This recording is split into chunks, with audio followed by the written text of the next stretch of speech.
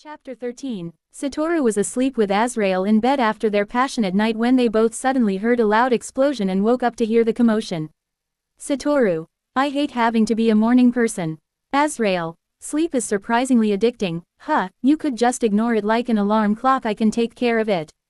Satoru, I know you. Azrael, you may pass overly harsh judgment because they interrupted our time together. You and Seal are similar in that regard. Azrael, Master, comparing me to that glorified walking search engine is quite cruel. Satoru snapped his fingers and they both got dressed and headed to the source of the explosion to find Shizu seemingly in combat with Diablo.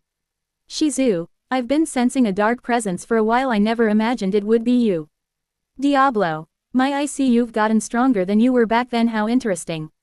Shizu, no need for that flattery. I can tell you've grown stronger yourself. Diablo chuckled. Diablo, well, that's true, but I wonder who's grown stronger than the other. Shizu, I suppose we'll find out. Satoru got in between them. Satoru, all right guys, enough, break it up. Diablo, forgive me my lord, I couldn't resist a tease. Shizu, Master. Satoru, everyone calm down, these demons work for me. Nearly everyone looked at Satoru suspiciously, wondering who he was. Satoru, why are you all looking at me like that? Azrael, Master, you're still Satoru at the moment. Satoru had a sudden look of realization. He then scratched the back of his head as he had a nervous smile. Satoru, oh oops, guess I forgot in the heat of things, but guys, don't be alarmed, it's me, your lord. Satoru leaked a bit of his aura with it. No one could deny this was their master. Those who couldn't recognize him apologized, but he assured them it was fine. Shizu, this demon is a very dangerous being. Satoru. Satoru, I was unaware you two had a history. Diablo, I happened to be checking in on Ifrit and I happened to find you in the process. Satoru, right, well listen, Diablo is a very loyal subordinate of mine and I would appreciate it if you look past your previous interactions and set aside your differences.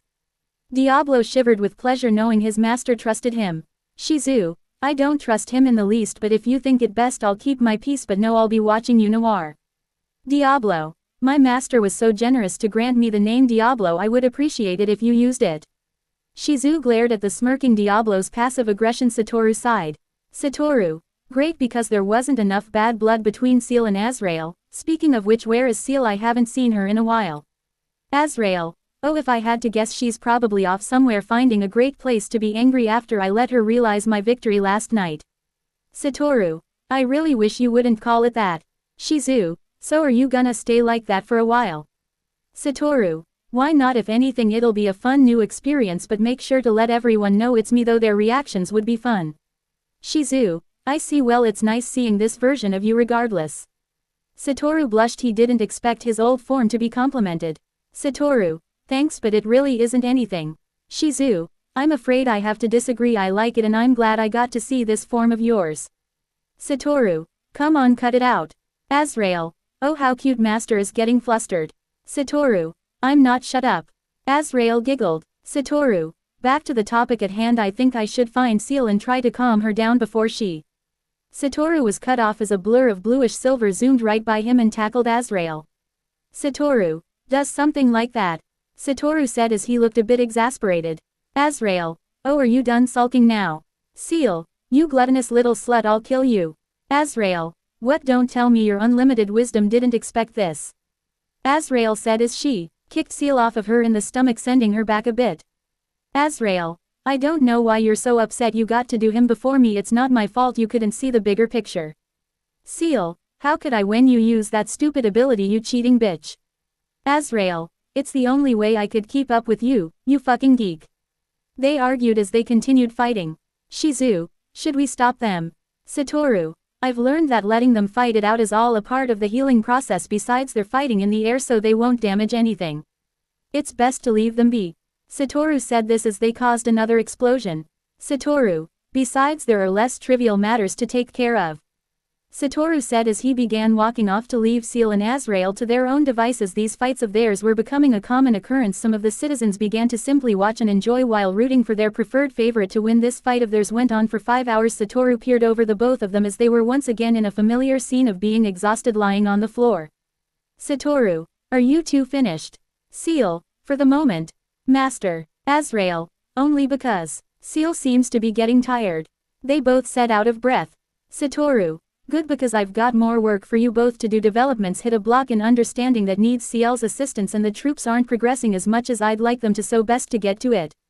Satoru snapped his fingers, thus returning them to their states before the battle. They both got up and avoided eye contact with each other as they scoffed at each other and both left in separate directions to follow the orders given to them. Satoru. Nice to see you both getting along better.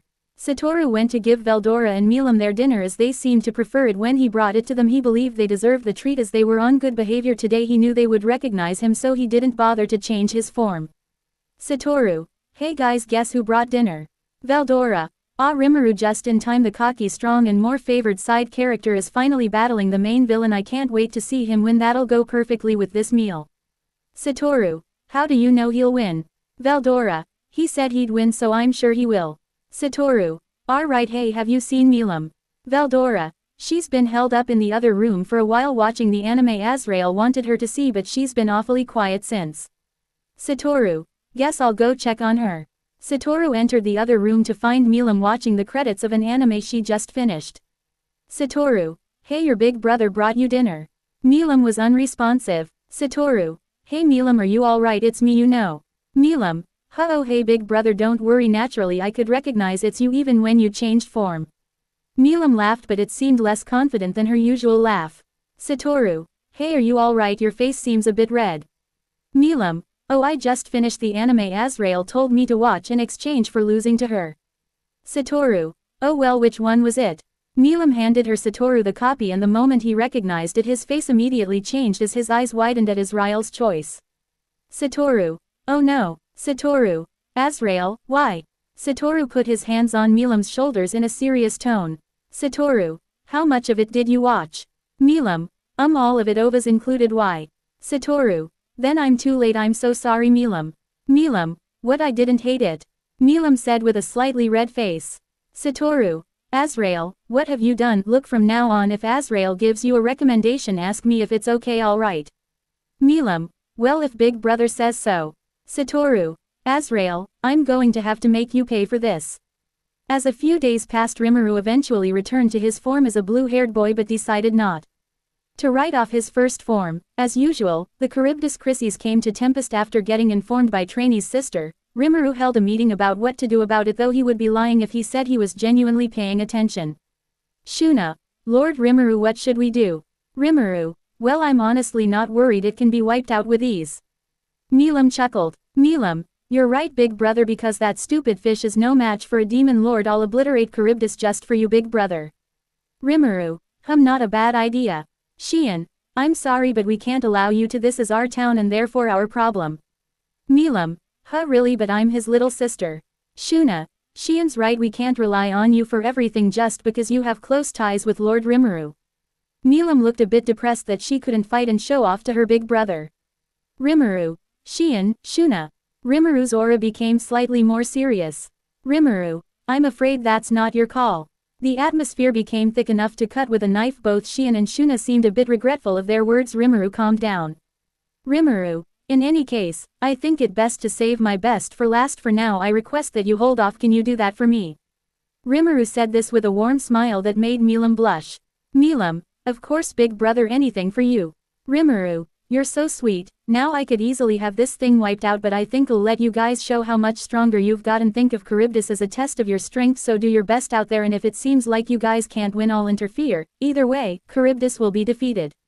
Everyone agreed with Rimuru's decision and was even partly excited to show their skills to him. As everyone was leaving, Fuse stayed. Fuse. Defeat Charybdis. Listen, this won't be easy. Rimuru. I disagree. Fuse. Not to undermine your strength, but not even the Drades can take this monster down. Rimuru. Try to keep an open mind, dude. The world is bigger than you think. No matter where you are and how amazing you think someone or something is, there's always someone or something better than you, though I guess that's pretty hypocritical of me since I intend to always be that someone. Rimuru got up from his seat and began to exit the room. Rimuru. Now then, let's get started. Time passed. They were prepared for their assault against Charybdis. Gazel's men arrived for assistance. Rimuru didn't want to rely on them, but he thought it would be a good way to show his power to other nations. Rimuru. I've given them all a bit more magicals than I normally did when I named them. They aren't as strong as their Harvest Festival forms but still quite strong. I wonder if they'll be able to handle it, especially since we got rid of the annoying magic jamming barrier surrounding Charybdis. Seal, I suppose we'll see how well they fare with our own eyes. Azrael, should make for a great show. Azrael said this as she was eating popcorn. Seal, can you please take this seriously? Azrael, where's the fun in that? Rimuru was under a tent with his manas, Veldora, Milam, Shizu, and their 4 primordials serving them. Rimuru, Azrael has a bit of a point. We know how the destination, so we might as well enjoy the journey. Oh look, it's starting. Rimuru pointed at Benimaru as he used Hellflare on a megalodon. It was incinerated deeply and barely together. Shizu, looks like getting rid of the magic jamming ability really made a difference. This is a whole new battle now. Geld was able to catch a megalodon with ease for Gabiru to finish it off, swiftly piercing its head. The Pegasus Knights engaged a separate megalodon, as did the Goblin Riders led by Hakuro. Azrael, Hakuro is quite an impressive teacher. Shizu, I must admit his swordsmanship is quite impressive. Very few fighters of Met could measure up to him. Milam, big brother, please can I play with the shark monsters too? Rimuru, I'm afraid not. Milam, it'd be too easy if I asked my strong little sister to handle everything. We're only here to assist if they can't handle it. Until then I want you to hold off. Milam pouted. Rimuru, can you do that for me? Rimuru patted Milam's head. Milam, well I guess that's fine. I like this better than fighting weak fish anyway. Soe's squad began taking out a couple of megalodons. Shion and Ranga also teamed up and defeated a few. Hakuro diced a megalodon to bits thanks to Gobta and the other goblin riders providing a viable distraction. Seal, they didn't do half bad, but now the real challenge presents itself. Azrael, how will they do against the true threat, I wonder? The battle continued on. Though they put up an impressive fight, there was no true progress seen in their endeavors.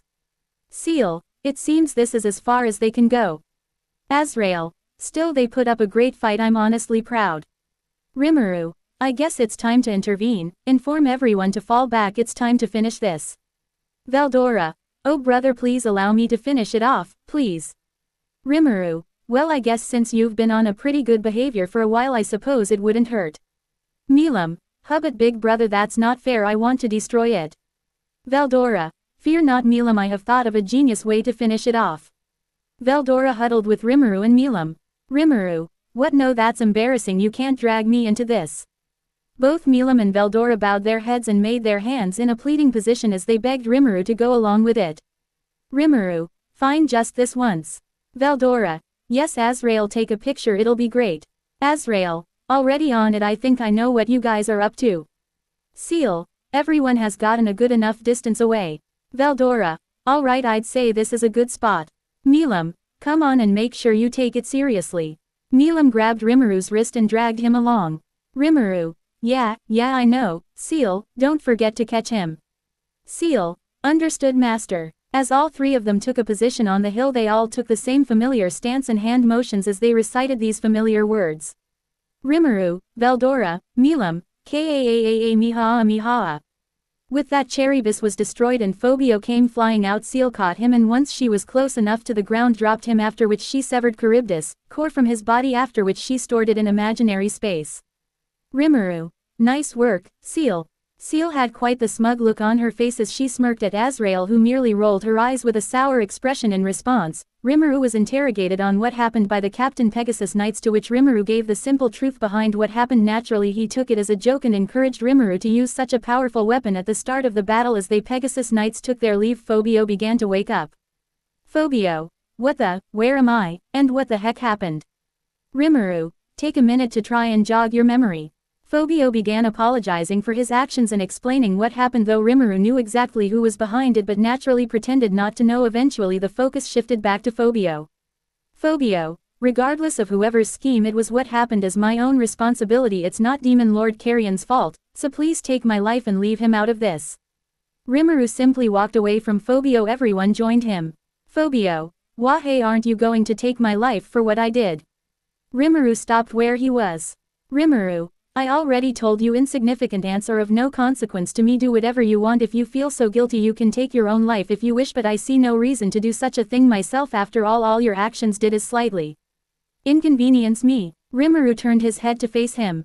Rimuru, there's no merit or point in killing someone like you, I'm afraid. Phobio couldn't begin to describe his feelings, all he knew was that they were not good. Rimuru, besides he's your subordinate so you should decide his fate, Carrion.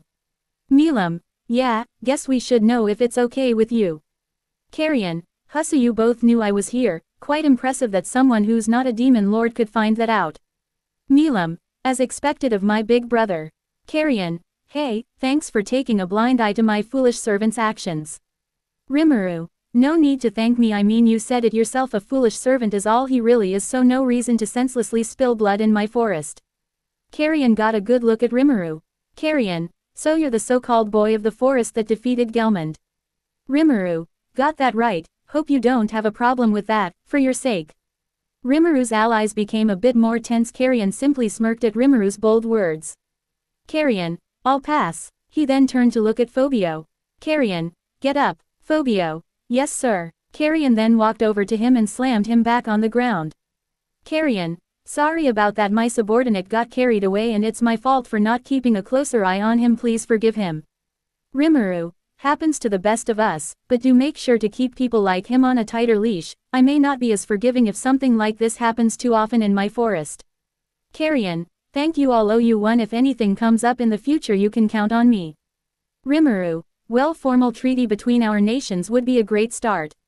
Carrion, I see, that's fine, then we can sort this out right now. On behalf of Eurazania, in the name of the Beast Master Carrion, I swear that I'll never raise a blade against your nation.